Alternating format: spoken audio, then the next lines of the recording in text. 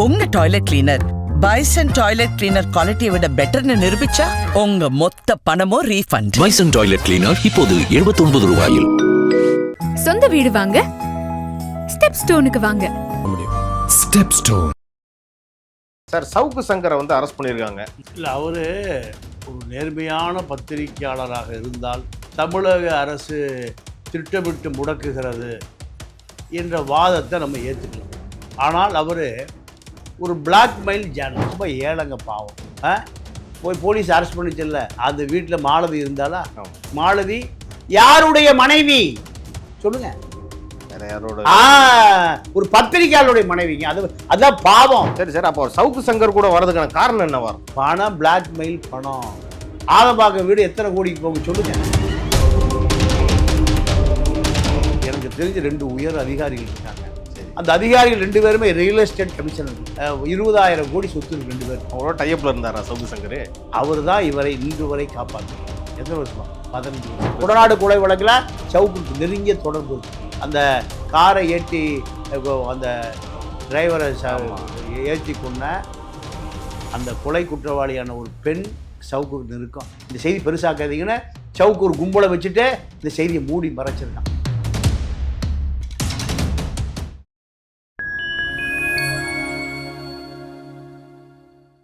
Fight time நேயர்களுக்கு வணக்கம். இன்று நம்மோடு இணைந்திருப்பவர் மூத்த பத்திரிகையாளர் திரு தமிழா பாண்டியன் அவர்கள். வணக்கம் சார். வணக்கம் சார். சவுக்கு சங்கரை வந்து அரெஸ்ட் பண்ணியிருக்காங்க. ஒரு சினிமா ப்ரொடியூசரை வந்து மிரட்டினதாகவும் அவர்கிட்ட வந்து பணம் பறிச்சதாகவும் அவரை தாக்கியதாகவும் சொல்றாங்க.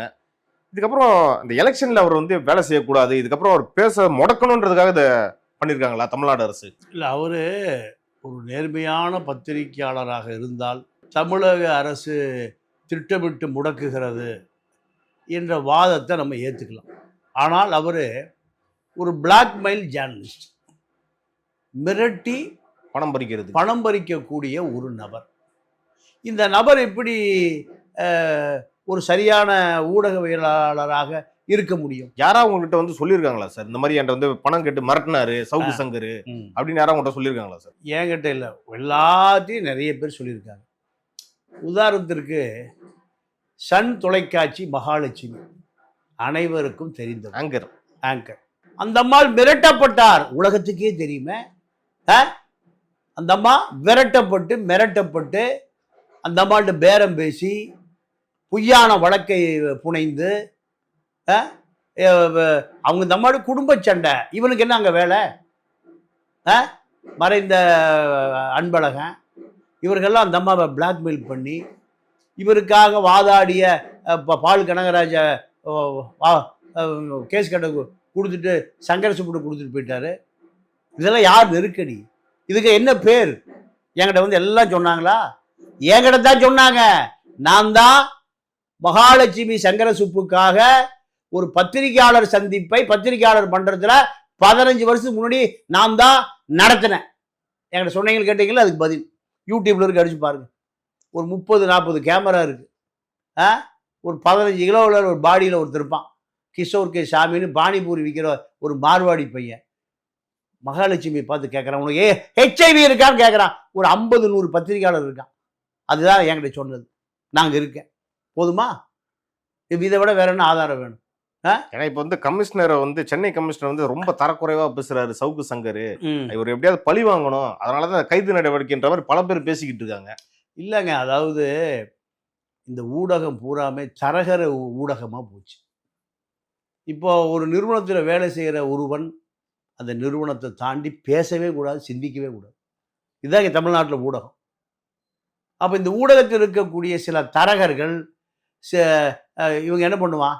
அவன் அதை நியாயப்படுத்தான் செய்வான். அதை நியாயப்படுத்த செய்வான். மகாலட்சுமியை மிரட்ட வேண்டிய தேவை என்ன? இது 15 வருஷம் முந்தி நடந்தது, இன்னைக்கு நேற்று நடந்தது. அப்போ அவர் வந்து 15 வருஷமா இதை வந்து பிளாக்மெயில் பண்ணி பணம் பறிக்கிற வேலையா தான் வச்சிருக்காரு. சரி, நான் கேட்குறேன், ரொம்ப ஏழைங்க பாவம். போய் போலீஸ் அரெஸ்ட் பண்ணிச்சல்ல, அந்த ஆதம்பாக்கம் வீடு பிளாட்ல, அந்த வீட்டில் மாலதி இருந்தாலா? மாலதி யாருடைய மனைவி சொல்லுங்க? வேற யாரோட? ஒரு பத்திரிகையாளருடைய மனைவிங்க. அதான் பாவம். பாவத்திலும் பெரும் பாவம். குழந்தை கூட இருக்கு. குழந்தை. அந்த குழந்தையை பார்க்காம குழந்தைய யார்கிட்ட கொடுத்துட்டு வந்துருச்சு? அதான் அப்பாட்ட. புருஷன்ட்டே கொடுத்து. டைவர்ஸ் வேணும், இந்த குழந்தையோட டைவர்ஸ் வேணும்னா எனக்கு 35 லட்ச ரூபா 45 லட்ச ரூபா கொடுன்னு பேரம் பேசி மக்களுக்கு புத்தி சொல்ற ஆள் பார்த்து அவ்வளவு கொடூரமானவங்கள அவங்க. நீங்க முடிவு பண்ணீங்க சார். கொடூரம் இல்லாத நீங்களே முடிவு பண்ணீங்க. இல்ல மக்கள் அதாவது எங்க பெத்த குழந்தைய புருஷன்கிட்ட வேலை பேசி விற்கிறவா தாயா பேயா நீங்களே முடிவு பண்ணீங்க. அவங்க வார்த்தைக்கு வார்த்தை நான் மக்களுக்காக பேசுறேன். கடைசி அரெஸ்ட் பண்றப்ப கூட சரிங்க, இது உங்களுக்கு யாருக்காக? பெத்த மகனுக்காக இல்லையே. பெத்த மகன் ஒன்று இருக்கானா? ஏங்க நான் என்ன கேட்கிறேன், ஒரு குழந்தைய பெத்தவன் கேட்பானா பெத்தவள் கேட்பாளா? சொல்லுங்க. நான் ஒரு பழைய எனக்கு ஒரு அரசன் நடந்த பஞ்சாயத்து தான் ஞாபகம் வருது. புருஷன் எனக்கு வேணுங்கிறான், பொண்டாட்டி எனக்கு வேணுங்கிறான். மண்ணை என்னத்தை பண்ணுவான்? மண்ணை என்ன தெரியுமா பண்ணா, வெட்டி ஆளுக்கு பாதி கொடுத்துருட்டான். மண்ணை ஆளுக்கு பாதி. பெத்தவன் ஐயோ அவனை கொண்டு போறாது, அவனே வச்சுக்கிட்டோம். அதான் பெத்தவன். என்ன சொல்லுவாவோ? நீயே வச்சுக்க, அந்த குழந்தை வெட்டி கொண்டுறாதரா, அவனே வச்சுக்க. அப்பதான் சொன்னான், இந்த குழந்தைய தாயிட்ட கொடுனால மண்ணை. அந்த குழந்தைய அவோ அப்ப என்ன சொல்றான், வெட்டி பாதி கூட நிக்கிறான். எதுக்கு அப்போ பிரயோஜனமே இல்லையா? அப்போ தாய் என்ன சொல்றான், வேண்டாம் அவங்ககிட்டயே கொடுத்துரு, அந்த குழந்தை அங்கேயாவது உயிரோடு இருக்கிற நான் பாக்குறேன். பெத்தவ 10 மாசம் பெத்த வயிறுங்கிறா. மன்னன் சொன்னானா, அவன்கிட்ட கொடுக்காத, பெத்தவன்கிட்ட கொடு. அப்ப அதே போல மாலதி அந்த குழந்தைய வளர்த்துருக்கணுமா இல்லையா?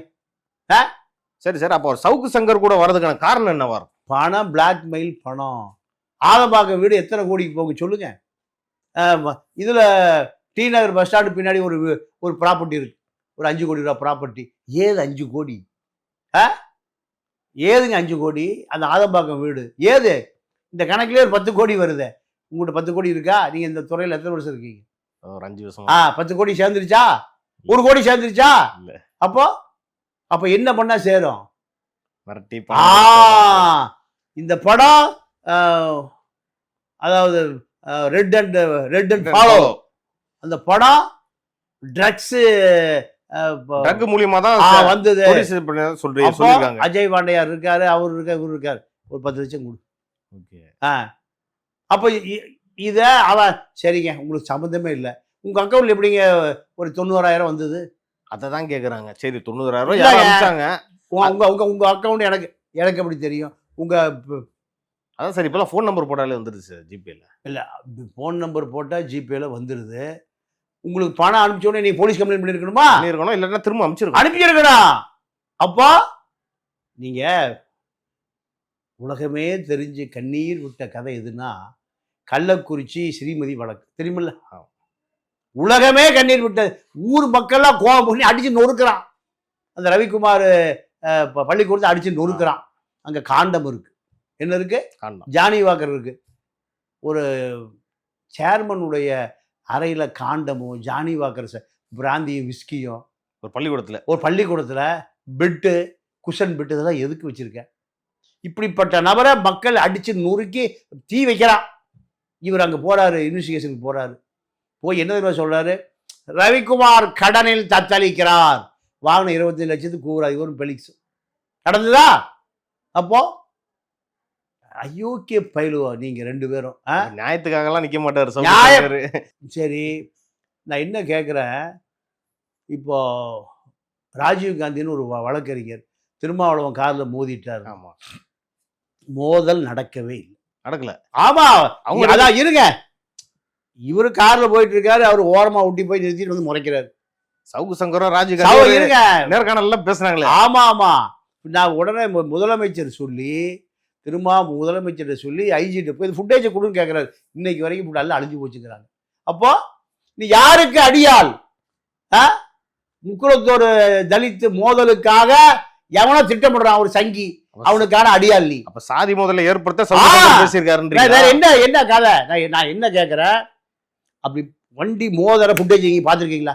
அடிச்சா கீழே உளுந்துடணும், அது மாதிரி எதுவும் நடக்கல. அப்போ ஒரு தலைவன், ஒரு நாடாளுமன்ற உறுப்பினர், ஒடுக்கப்பட்ட மக்களுக்கான ஒரு அடையாளம், ஒரு ஆள் முறைக்க வந்தானா கட்சிக்காரன் என்ன பண்ணுவான்? பூ போடுவானா? சொல்லுங்க. அன்புமணி காரை போய் மறிச்சிரு. உதயநிதி வேண்டாயா, ஒரு அமைச்சர்கார போய் மறிச்சு முறைச்சிட. என்ன பண்ணுவான்? கண்டிப்பா ஆ, கேட்பாங்க. அப்போ திருமாவளவனை முறை சண்டைக்கு இழுக்க சொல்லி உனக்கு யார் பணம் சவுக்கு கொடுத்தா? சங்கருக்கு அப்ப ப்ராஜெக்ட் கொடுத்துருக்கு, அசைன்மெண்ட் அதேதான் 100%. சரி, நீங்க இருங்க சார், நான் என்ன கேட்கிறேன், நீங்க இப்ப அந்த ராஜீவ் காந்தி போய் பார் கவுன்சில் சேர்மன் அறையில் போய் உட்கார்றாரு இல்லையா? இப்ப உங்க பாஸ் இருப்பார்ல சேர்மன் அறை, ஆமா, அந்த உங்க பாஸ் ரூம்ல இருக்கிற ஃபுட்டேஜ் யாருக்காவது கிடைக்குமா? முடியாது. அது நான் சொல்ற இடம் யாருது? தமிழ்நாடு பாண்டிச்சேரி பார் கவுன்சிலுடைய சேர்மன் அமல்ராஜுடைய சேர்மன் அறை. அங்க போய் ராஜீவ்காந்தி உட்கார்றாரு. அங்க ஒரு காவல்துறை அதிகாரி போறாரு. அந்த ஃபுட்டேஜ் யாருக்கு கிடைக்குது? சவுக்கு கிடைக்குதா? ஆமா, அப்போ உனக்கு யார் பின்னணியில் இருக்கா? அசைன்மெண்ட் கொடுத்தவன் பின்னணியில் இருக்கா. புரியுதா? அப்போ நீ ஊடகவியலாளனா? பொண்ணு நீங்க இவன் இந்த ஆளு எல்லாத்தையும் விற்கிறாங்க. எங்க லஞ்ச ஒழிப்பு துறையில இருந்த ஒரு சாதாரண தட்டச்ச அவங்க எப்படி எல்லா டேட்டாவும் கிடைக்குது? இப்போ காவல்துறையில பல கருப்பு அதிகாரிகள் இருக்கா சார். ஓகே, எனக்கு தெரிஞ்சு 2 அதிகாரிகள் இருக்காங்க. ரொம்ப எல்லாரும் கூட இணக்கமா பழகுவாராமே. ஆமா, ஐபிஎஸ் ஐஏஎஸ் செக்ரட்டரி எல்லா ஊழியர்கிட்டயும். அதாவது இவரை பொறுத்த வரைக்கும் இவரிடம் பழகிற ஆட்கள் பூராம பிளாக்மெயிலிஸ்ட். ஓகே, எனக்கு தெரிஞ்ச 2 உயர் அதிகாரிகள் இருக்காங்க. சரி. அந்த அதிகாரிகள் 2 பேருமே ரியல் எஸ்டேட் கமிஷனர்கள். யாரு? 2 பேர். அதெல்லாம் பேர்லாம் வேண்டாம். ஏன்னா 20,000 கோடி சொத்து இருக்கு 2 பேர்கிட்ட. 2 பேர்ட்டையுமே ஆளுக்கு 20,000 கோடி இருக்கு. அவங்களோட டைப்ல இருந்தாரா சவுக்கு சங்கர்? அவர் தான் இவரை இன்று வரை காப்பாத்துகிறார். எத்தனை வருஷமா? 15 வருஷம். சரி சரி, இப்ப அரெஸ்ட் ஆகி உள்ள இருக்காரு, சிறையில ரிமாண்ட் அடிச்சிட்டாங்க. ஆ. உள்ளே வச்சு முடிக்கிறதா கதை போயிட்டு இருக்கிறதா சொல்றாங்களே, சில பேர் அதெல்லாம் பேசிக்கிட்டு இருக்காங்க. திமுக பயந்து போய் நடுங்கி கிடக்கு. எது இவர் அரெஸ்ட் பண்ண? ஆமா, ஏன்னா இவருக்கு பின்னாடி யார் இருக்கா? நேஷனல் பார்ட்டி இருக்கா. அப்ப ஒண்ணும் பண்ண முடியாது. ஒண்ணு இதுக்கே பயந்து போய் நடுங்கி போய் கிடக்குது சார். 30 கேஸ் நிலுவையில் இருக்கு. நேரம் கேஸை நடத்தி சார்ஜ் ஷீட் போட்டு ஜட்ஜ்மெண்ட் வாங்கி தண்டனை வாங்கி கொடுத்துருக்கணுமா இல்லையா? திமுக அரசு செய்யலையே. அதாவது நீங்க கமிஷனரை பத்தி கேவலமா பேசுறாங்க. ஐஸ்கிரீம்ன்றது அதெல்லாம் விடுங்க, அதெல்லாம் சொல்லிட்டோம். போலீஸ் பெண் போலீஸ் பர்மிஷன் வேணும்னா, சாரி ப்ரொமோஷன் வேணும்னா அவர்களுடைய பெட்டுக்கு போயிடணும். போனா அதுதான் அரெஸ்ட் பண்ணாங்க. இப்படி எல்லாம் சொல்லலாமா? தப்புதான். அப்போ எத்தனை சகோதரிகள் போலீஸ் வேலையில் இருக்காங்க. உனக்கு அக்கா, தங்கச்சி, அம்மா எல்லாம் பொம்பளைங்க தான், பெண்கள் தானே. அப்போ இது சொல்லாமா? நீ யோசிச்சிருந்தியா? அப்போ இப்படி சொல்ல யார் அசைன்மெண்ட் கொடுத்தா? ஒரு அதிகாரி கொடுக்கிறார். ஒரு அதிகாரி. அப்ப இந்த அரச கவிழ்க்கிறது உள்ள அதிகாரிங்க வேலை செஞ்சுக்கிட்டு இருக்காங்க. சவுக்கு சங்கர் மூலியமா. இப்பதான் சரியான பாதையில வர்றீங்க. இந்த நபர் நீங்க முதல்ல அண்ணாமலை பின்னாடி இருந்தார். சரி. அப்புறம் சீமானுக்கு போனார். இப்ப வேலுமணிக்கு போனார். இப்ப விஜய்க்கு. ஒரு ஊடகவியலாளர் இதன் புரோக்கர் வேலையா? இதுக்கு முன்னாடி பாத்தீங்கன்னா அரசியல் ரீதியா பேசியிருப்பாரு, அவர் அரெஸ்ட் பண்ணாங்க. ஓகே, இப்ப வந்து அவர் மேல கிரிமினல் கேஸா போட்டிருக்காங்க இல்லையா? அடிச்சுட்டாரு, பணம் பறிச்சிட்டாருன்னு கிட்டத்தட்ட 10 செக்ஷன்ல போட்டிருக்காங்க. 296, 355, 2, 308, 331, 115, 109, 353 1B, 61/2B. இவ்வளவு செக்ஷன் போட வேண்டிய அவசியம் என்ன? நீங்க இவ்வளவு செக்ஷன் ஒரு 5 மாசத்துக்கு உள்ள இருந்து வெளியே வரக்கூடாது அதுக்காகவா? இல்ல, அதாவது ஒரு அரசு நினைச்சா யாரை வேணாலும் குண்டாசில வைக்க முடியும், என்எஸ்ஏல போட முடியும். ஏற்கனவே போட்டாங்க, குண்டாஸ்ல போட்டாங்க. இதெல்லாம் ஒண்ணுமே இல்லை சார். சவுக்குக்கு அவர் எப்படி உட்கார்ந்துருந்தார் பாத்தீங்களா? கால் மேல கால் போட்டு. அப்போ இதான் சட்டத்துக்கு கொடுக்குற மரியாதை. போலீஸ் இல்ல, அவங்க உங்க ஆளு எங்க ஆளு, நம்ம அண்ணன் தம்பி மச்சான், அதல்ல. அந்த யூனிஃபார்ம் யாருது? அரசுக்கு சொந்தமானது. அப்போ அந்த யூனிஃபார்முக்கு என்ன சட்டம் எதை சொல்லுகிறதோ? நீங்க நீதிமன்ற காவல் தான், போலீஸ் காவல் இல்லை, தெரியுமா? ஆமா ஆமா, நீதிமன்ற காவல். நீங்க உலகம் பூராமே காவல்துறை என்பது காவல். எதை காக்கிறது? சட்டத்தை காப்பது. அப்போ நீ நீதிமன்றத்து மேல கால் போட்டு உட்கார்ந்துருக்க, ரிசீவ் பண்ற இல்லையா?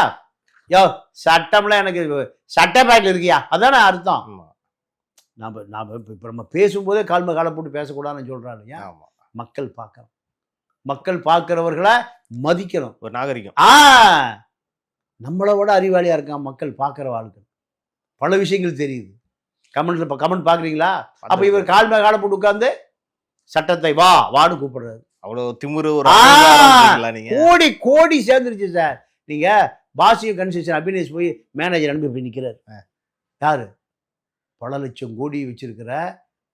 இப்போ நீங்கள் ஓபிசிக்கிட்டே பல ஆயிரம் கோடி ஆட்டையை போட்டால் பாசிய கன்ஸ்ட்ரக்ஷன் அபினேஷ் மேனேஜர் அனுப்பி எப்படி நிற்கிறாரு? கையை கட்டிக்கிட்டு. காசா கிராண்ட் மேனேஜர் போய் நிற்கிறாரு. எப்படி? அண்ணாமலை இருக்காரு. அண்ணாமலை சொன்னால் ஐடி ரேடு நடக்கும். ஆளுக்கு 5 கோடி கொடுத்தா ஒரு 100 பேர் கொடுத்தா எவ்வளோ ஆச்சு? 500 கோடி. 500 கோடி போதுமா? இந்த திமிர் வந்துருச்சா? இந்த ரியல் எஸ்டேட்ல மாட்டி கூட சங்கர் வந்து பணம் பறிச்சிருக்காரா?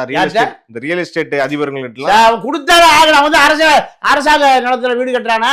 அப்ப ஜி ஸ்கொயரை பத்தி ரொம்ப விமர்சிச்சு பேசுறாரு. அப்ப ஜி ஸ்கொயர்ல இருந்து போதா சபரீசன் அதான் அவர் கண்ட்ரோல்ல இருக்குன்னு சொல்றாங்க. இல்ல அதாவது இவரை பொறுத்த வரைக்கும் நான் என்ன கேட்கிறேன், கொடநாடு வழக்குல எடப்பாடியே மிரட்டி 8 கோடி ரூபாய் வாங்கியிருக்கேன். ஏன் கொடநாடு பேசுறாரு சவுக்கு? பேசி கேட்டிருக்கீங்களா? கொடநாடு கொலை வழக்குல சவுக்குக்கு நெருங்கிய தொடர்பு இருக்கு. அந்த காரை ஏற்றி அந்த டிரைவரை ஏற்றி கொண்ட அந்த கொலை குற்றவாளியான ஒரு பெண் சவுக்கு நெருக்கம். இந்த செய்தி பெருசாக்காதீங்கன்னு சவுக்கு ஒரு கும்பலை வச்சுட்டு இந்த செய்தியை மூடி மறைச்சிருக்கான். இதுக்கு 10 கோடி ரூபா பேரம் பேசி 8 கோடி ரூபா. அந்த ப்ரொடியூசர் ஒருத்தர் கம்ப்ளைண்ட் கொடுத்திருக்காரு. ஆமா ஆமா, ஒரு பேர் புருஷோத்தம மகன். அவர் என்ன சொல்றாருன்னா, அவர் வந்து உதயநிதியோட ஃப்ரெண்ட் தான். அது வந்து ஜோடிக்கப்பட்ட வழக்குன்ற மாதிரி குற்றச்சாட்டு எல்லாம் வைக்கிறாங்க பல மூத்த பத்திரிகையாளர்லாம். இது வந்து ஜோடிக்கப்பட்ட வழக்கு இல்லைங்க. அதாவது இவர் என்னமோ குற்றமே செய்யாத மாதிரி ஜோடிச்சுட்டாங்கன்னு எந்த மூத்த பத்திரிகையாளர் சொல்றாங்க? மூத்தர பத்திரிகை சார். அதாவது இவன் ஒரு ப்ராப்பர் பிளாக்மெயில் ஜேர்னலிஸ்ட். இது உலகத்திலேயே பத்திரிகையாளர் சங்கத்திலிருந்து 3 பேரை குண்டர் சட்டத்தில் அடைக்கப்பட்டது உலக வரலாற்றிலேயே இப்போ சென்னை பிரஸ் கிளப் தான். யாரு? அன்பழகன் ஒருத்தர் குண்டாஸ் அடைச்சாங்க. 15 கிலோ பாடி இருக்கும், மார்வாடி பையன், பானிபூரி விற்கிறவன் கிஷோர் கே சாமி, அவன் ஒரு பத்திரிகை, அவனை குண்டாஸ் அடைச்சாங்க. 3வது இவன் குண்டாஸ். எப்படி உலகத்தில் சாராய் விற்கிறவன், கஞ்சா விற்கிறவன், அபின் விற்கிறவன், அவனைத்தான் குண்டர் சட்டத்தில் போடுவாங்க. பத்திரிகையாளருங்கிற ஒரு சமூக விரோத கும்பல் எங்கே போய் உட்காந்துருக்கானுங்க? பிரஸ் கிளப்பை பிடிச்சிட்டு உட்காந்துருக்கானுங்க. அதை மீட்டெடுப்பதற்கு 25 வருஷம் இருக்கு. இந்த கும்பல் பூரா அங்க இருந்தா உருவான ஆட்கள் எல்லாம் பணம் பறிக்க, எல்லாம் பணம். சார் நான் சார் பணம் பறிக்கல சார், நீங்க நேர்மையான ஆள் சார். ரேஷன் கடையில் அரிசி வாங்கி சாப்பிட்றீங்க சார். உங்களுக்கு எப்படி சார் இத்தனை கோடி வந்தது? அதுக்கு கணக்கு சொல்லுங்க. இன்கம் டேக்ஸ் கணக்கு சொல்லுங்க, என்ஃபோர்ஸ்மெண்ட் கணக்கு சொல்லுங்க. எப்படி இத்தனை கோடி கொண்டு வந்தது? 3வது சின்ன வீட்டுக்கு வப்பாட்டிக்கே ஆதம்பாக்கத்தில் பெரிய மாளிகை கட்டி கொடுத்துருக்கீங்களே, ஏது? பொண்டாட்டி தெருவில் தெரியுது, வப்பாட்டி. அப்போ எங்க 2 மனைவியும் அடுத்தவன் பொண்டாட்டி, பத்திரிகையாளன் பொண்டாட்டி, குழந்தைய விட்டுட்டு நீ குட்டியாந்து வச்சிருக்க குடும்பம் நடத்தினா இதுதான் ஒரு ஊடகவியலாளனுங்கிறதுக்கு இதுதான் அடையாளம்னா நிறைய பேர் தூக்கி கொண்டாடுறாங்களே சவுக்கு சங்கரை. ஆமா, அந்த எல்லா சவுக்கு சங்கர்கள் சவுக்கு சங்கரை தூக்கி கொண்டாடுற அத்தனை பேரும் அடுத்த பொண்டாட்டி வச்சிருக்கான்னு அர்த்தம், வேற ஒண்ணுமே இல்லை. ஒண்ணு சார் என்ன ஒரு ப்ராடுன்னு சொல்றான்னா, ஒண்ணு அவன் ப்ராடா இருக்கணும், இல்லைன்னா நான் ப்ராடா இருக்கணும். இத எப்பொருள் யார் யார் வாய் கேட்பினும் அப்பொருள் மெய்ப்பொருள் காண்பது. என ஒரு ப்ராடு, அயோக்கியன், முடிச்சான், முள்ள மாதிரி, பிளேடு, பக்கரி, பிட்ப இப்படி எல்லாம் சொல்றான்னா நான் அப்படி இருக்கணும், இல்ல அவன் அப்படி இருக்கணும், இல்லையா? ஆமா, 2 பேர்ல ஒரு ஆள் தான் இருக்கணும். 2 பேர் இருக்க முடியாது. 2 பேர் தான் சவரஸ் ஆயிரும். 50-50. அப்ப வந்து சவுக்கு சங்கர சிறையில ஒண்ணுமே பண்ண முடியாது, ராஜா மாதிரி இருப்பாரு. அருமையா சரக்கு அடிச்சுட்டு பிரியாணி சாப்பிட்டு சௌரியமா கால் மேல காலை போட்டு தூங்கிட்டு எப்படி இருந்தார் பார்த்தீங்களா போலீஸ் வரும்போது? இதுதான் சட்டத்துக்கு அவர் கொடுக்குற மரியாதை. அப்போ சௌரியமா சாப்பிட்டு நீட்டா ரெஸ்ட் எடுத்துட்டு வருவார். பெரியார் சொல்றார், சட்ட விரோதிகளும் சமூக விரோதிகளும் அரசாங்க செலவுல உடம்பை தயார் செய்வதற்கு அரசு கட்டி வைத்திருக்கோம் கெஸ்ட் ஹவுஸ், அதான் ஜெயில். அங்க போய் அவனை செக் எடுக்கிறான். சிதம்பரம் செக் எடுத்தாரு, செக் எடுத்தாரு, கல் உடைச்சாரு. எதை அப்படிதான் நடக்குதா? ஏ கிளாஸ் ஃபர்ஸ்ட் கிளாஸ் வாங்கிட்டீங்கன்னா நல்லா சப்பாத்தி நடக்கல வரும். வீட்டுல இருக்கிற மாதிரி வீட்டுல கூட கிடையாது. வீட்லயா? வீட்டுல யாரும் சோறு தானே கேட்பாங்களா? 6 மணிக்கு அடைக்கும் போது சோறு திங்கன்னா டோட்டல் ஜெயிலுக்கு வந்துடும். ஏப்போ சாப்பிடல? ஏன் சாப்பிடல? நம்மள எவனா கேட்கிறானா? நான் கேட்கறேன், இப்ப மாலதி மாதிரி ஆள் கூடயும் இவர் வந்து தொடர்புல இருந்தாரு, இப்ப ஒன்னா இருக்காங்கட்டீங்க. அது மாதிரி பல பெண்களோட இருந்திருக்காரா சவுக்கு சங்கர்? சார் இது எனக்கு இது ஆராய்ச்சி பண்ற எனக்கு வேலை இல்லை. சரி, நான் எனக்கு தெரிஞ்ச பெண்கள் 2 பெண்கள், அடுத்த மனைவி, அவ்வளவுதான். மீறி எத்தனை பெண்கள்னு நான் போய் ஆராய்ச்சி பண்ணிட்டு விளக்கெல்லாம் பிடிச்சிட்டு இருக்க முடியாது செங்கோட்டை மாதிரி. ஏன்னா வந்து பெண்களுக்கு வந்து நிறைய குரல் கொடுக்குற மாதிரி சொல்றாங்க. யாரு மாலதி? யாரு சொல்லுங்க. மாலதிக்கு முன்னாடி ஒரு பெண் இருக்கு, அந்த பெண் வேண்டாம். அவள் பாவம், அந்த சகோதரி பாதிக்கப்பட்டு கஷ்டப்பட்டுட்டு இருக்காவோ, அவளை நான் பேர் சொல்ல வேண்டாம். வேணாம். இந்த சாக்கடையை பேரை சொல்லுவோம். பெத்த பிள்ளைய விட்டுட்டு புருஷனை விட்டுட்டு டைவர்ஸை கொடுத்துட்டு தோழி இல்லை காளி மனைவி இல்லை நண்பி என்னன்னு சொல்லுங்க மாலதிக்கு. இல்ல இப்ப பாத்தீங்கன்னா இந்த ப்ரொடியூசர் மகேஷ் ரம்யான்றவர் வந்து அடிச்சிட்டாங்கன்றாங்க, அதுக்கான ப்ரூஃப் எதுவுமே இல்லைன்றாங்க சொல்றாங்க சார். அடிச்சாங்களோ அடிக்கலையோ சார், காவல்துறை வழக்கு போட்டிருக்கு, நீதிமன்றம் முடிவு உண்டு சார். ஆனா நீதிமன்றம் முடிவு பண்ணும்ல, ஆமா, அப்புறம் என்ன விடுங்க. எலெக்ஷன் முன்னாடி வர வாய்ப்பு இருக்கு. அவ்வளோதான் சார். வந்தா என்ன வராட்டி என்ன சார்? பூகம்பமா வந்துடும். ஒரு எதை பேர் அரிஸ்டாட்டிலா, சாக்ரட்டிஸா, பிளாட்டோவா, யாரு டால்ஸ்டாயா, இவர் யாரு? இவர் தமிழ்நாடு அரசு செய்யற ஊழல்களை இவர் தான் வெளியில எடுத்து விடுறாரு. மக்கள் இவர் செய்யற ஊழல் எவன் எடுத்து விடுறது? திமுக ஊழல் செய்த ரைட்டு. நான் என்ன கேட்கிறேன், நேரு ஊழல் செய்யறாங்க பேசியிருக்கியா? ஏதாவது புள்ளிவரம் இருக்கா சொல்லுங்க. ஏன் அவர்கிட்ட கட்டி வாங்கியாச்சு? அப்ப திமுக தான் கட்டிங் வாங்கிட்டு இருக்காரு. சக்கரபாணி ஊழல் பண்ணிருக்கான்னு பேசியிருக்கியா? அவர்கிட்ட கட்டி வாங்கியாச்சு. உனக்கு நெருக்கமான நண்பர் அரப்பூர் ஜெயராம ஒரு 250 கேஸ் போட்டு வச்சிருக்காரு, 2 லட்சம் கோடி திருடி வச்சிருக்காரு. யாரு? வேலுமணி. அவரை பத்தி பேசியிருக்கியா? வேலுமணி பத்தி எனக்காவது பேசியிருக்காரா சார்? அவர் திருடவே இல்லையா? ரொம்ப கம்மியா பேசியிருக்காரு. ரொம்ப கம்மியா பேசவே இல்ல. பேசுறா காசு கொடுக்க மாட்டாரு. சுப்ரீம் கோர்ட்ல இவருக்கு பெயில் வாங்கி அவர் நடத்துற ஊடகத்துக்கு யாரு சார் கொடுக்குறாங்க காசு? ஊடகத்துக்கு பல பேர் கொடுக்குறாங்க சார். அவருக்கு பணமெல்லாம் ஒரு பெரிய பொருட்டே இல்லை. பல கோடி சேர்ந்துருச்சு. பல கோடி சேர்ந்து அவர் சின்ன டீலிங்கே ஒரு 10 லட்சம் கொடுப்பா. அவர் ஹவுசிங் போர்டுல தானே சார் இருந்தாரு. அந்த ஹவுசிங் போர்டு தான். நீங்க ரேஷன் கடையில் அரிசி வாங்குறாரு. நீங்க பாத்தீங்கன்னா ரேஷன் கடையில போய் அரிசி புளி உப்பு புளியாக வாங்கிட்டு வர்றாரு. அப்புறம் இப்படி இத்தனை கோடி, 3வது சின்ன வீட்டுக்கே இத்தனை கோடி வந்திருக்கேன் சார்.